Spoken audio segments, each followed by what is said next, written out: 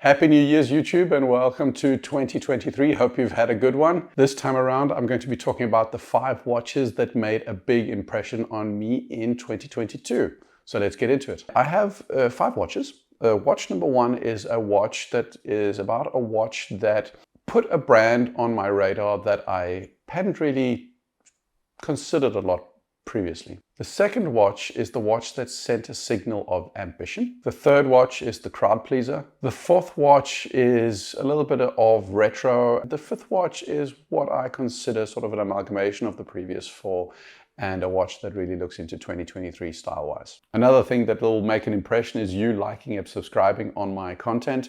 That is what you need to do now. You made it this far in this video, so you clearly committed. So down, write what you like about the watches from 2022, which ones were good, which ones were bad, and back to the video. Watch number 1, the watch that put a brand on my radar. The thing that, we often look at when we look at watches is what do we think of the brand? And there are brands that didn't exist, or at least weren't in our mindset a couple of years back. If you go back, I'm going to say 10 years, Tudor as an example was not really there in the mainstream mindset. But it was only when they reopened their stores in the US and they launched the first Black Bay line, not the 58, that they sort of sent a signal that they were trying to bring themselves back in the game. And they had the Black Bays, they had the Black Bay Chronos, but I think the watch for them that said, we're back and you have to pay attention to us, was the BB58 line. Since then, basically anything that Tudor throws out, at least in their tool watch designs, is met with positive feedback, critical acclaim. These are watches that the public wants and also the watch community sort of falls in love with. Now, this is not the only brand that does that. And one brand did that this year, and that's Longines. The watch that to me sent the signal that this brand is back is the Longines Spirit Zulu Time GMT. This is an affordable 42mm COSC certified GMT watch on a steel bracelet, which has all the bells and whistles you need for that type of watch. It's a really, really well designed watch. It looks objectively good. The aesthetics are pleasing and comes across as more premium than you would actually expect from a Longines. The reason I'm saying that this is also bringing my mind to the Longines brand is, and it came because I was looking into their catalog at the time when the Spirit Zulu Time was released. And Longines is one of those brands where they just have a list and list and list and list and list of tons of watches that you don't really pay attention to. A back catalog that has a huge amount of variety, but from a quality perspective, not a lot of depth. But then with the Zulu Time, I was like, well, there's the Longines Legend Diver that came out a few years ago. There's the Master Collection. There's a couple of others. I was like, well, they're actually getting their act together. They are, with these watches, slowly but surely cleaning up their lines, improving on existing models, bringing in new models which are appealing to customers. I'm not sure they've actually shrunk their overall collection size, but definitely the standout models are there more often. They're not as few and far between as they were before. And I definitely think at this price range, an affordable GMT that does not completely look like every single other watch and looks like there's some thought being put into it to make a really attractive watch is something that to me made an impression. And it's definitely a watch that I think you should have on your radar, going here into 2023. The second watch is all about ambition. And to me, it does make a difference what a high-end brand especially is doing around innovation. A case in point, Rolex Deep Sea Challenge, a terrible watch in most ways, 2.3 centimeters thick. And I just love the fact that you can actually use centimeters, it's that thick. But this is a big boy. But, for me, it was a signal of, Rolex at least doing something beyond their ordinary sort of derivative, make another oyster case with another watch that everybody's going to love, but basically looks like all the rest. The impression though is not from Rolex, it's Omega. And the reason it's Omega is I think they do this more consistently, and 2022 is definitely something that I noticed with them. There was the Moonswatch collaboration, which technically speaking was Swatch, but that move is over time interesting in the way it hopefully will bring in new watch people into the Omega fold. The other thing that was creative to me, among many other things, was the Omega Speedmaster chime. This is a 45.5mm full gold, super finished, in-house movement, albeit designed in collaboration with Blancpain, chronograph chiming mechanism watch. Omega doesn't have to make that watch. They sell their 300Ms, they sell their Speedmasters, they sell their Aquaterras, they sell their Planet Oceans. They are a mainstream brand in the high-end space. And they don't necessarily make a whole lot of money selling a watch like the Speedmaster chime. The R&D that goes into it and the finishing that goes into it and the limited production sizes of a watch like that, I don't think are necessarily profitable.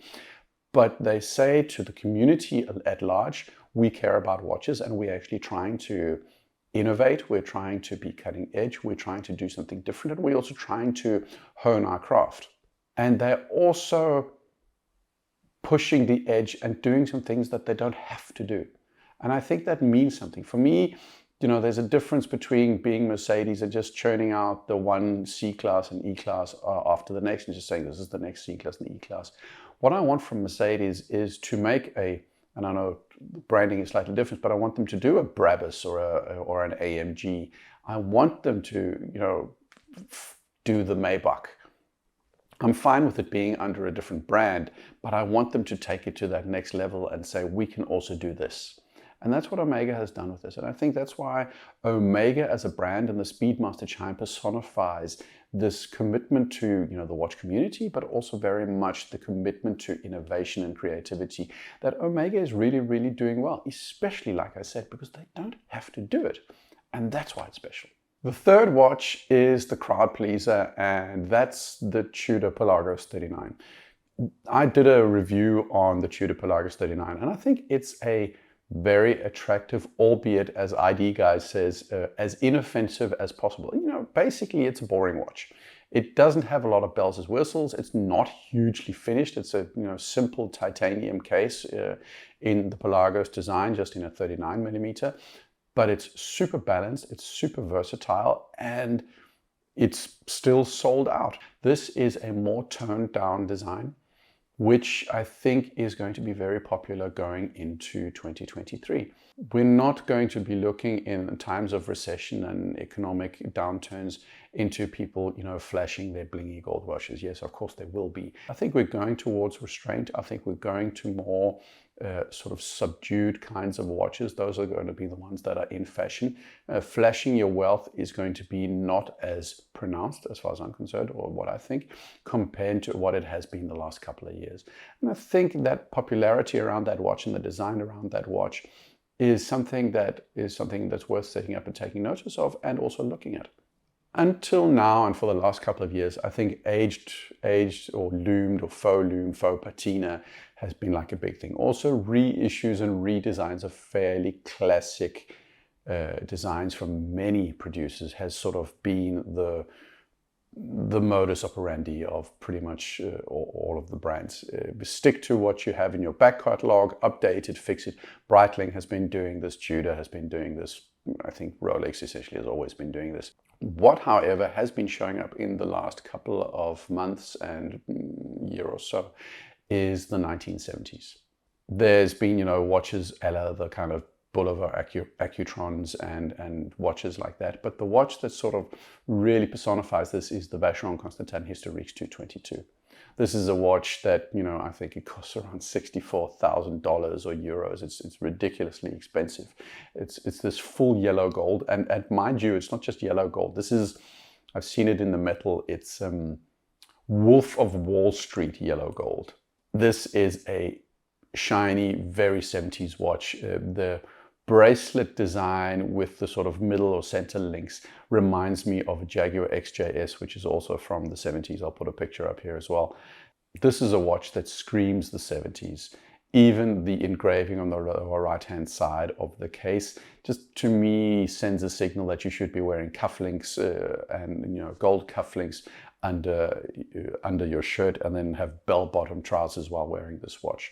Then the contrast between sort of the very angular tonneau style shape case and the rounded bezel, there's just something about it. I don't necessarily think it's gorgeous, gorgeous. And I think the balance between the rounded in the middle and the rounded bezel and the angular case is a little bit of something that takes a little bit of getting used to. Having said that, it's totally 70s, and I do think we're going to see more of this kind of 70 vibe coming through in the coming months. And the Vacheron is, having said that, you know, it's an acquired taste, it is still a very eye-catching watch, and definitely one, you know, that you should have a look at. At 64,000 euros, most of us are not going to buy one, but having said that, it's definitely worth a look.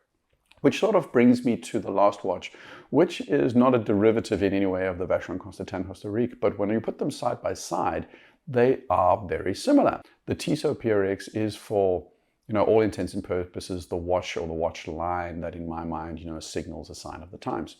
And it does.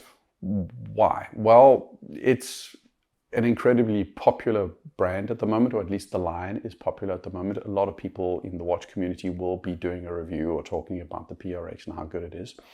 It's got that 70s look about it with the same angular style case, which is very similar to the Historique. These watches are definitely in line with the trend that we're seeing towards more affordable watches, still vintage inspired, more strongly to the 70s, very popular watches.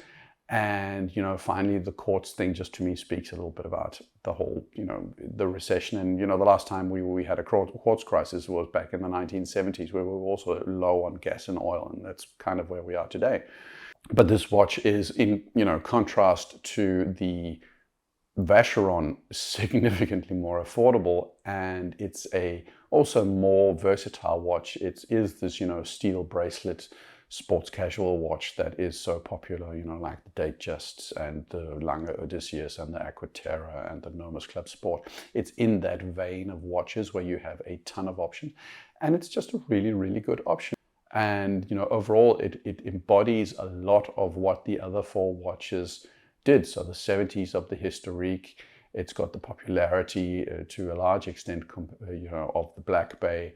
It has the bringing the brand front and center, much like the Longines does. And also, you know, it shows that you have a small brand, Tissot, that much like Omega is trying something interesting and saying, okay, we can play with the big boys. So these are definitely the 5 watches that are my favorite watches. The question is, what are your favorite watches of 2022? Which ones made an impression on you? Tell me in the comments below. I'd love to have a conversation. Like, subscribe, and see you around. Cheers.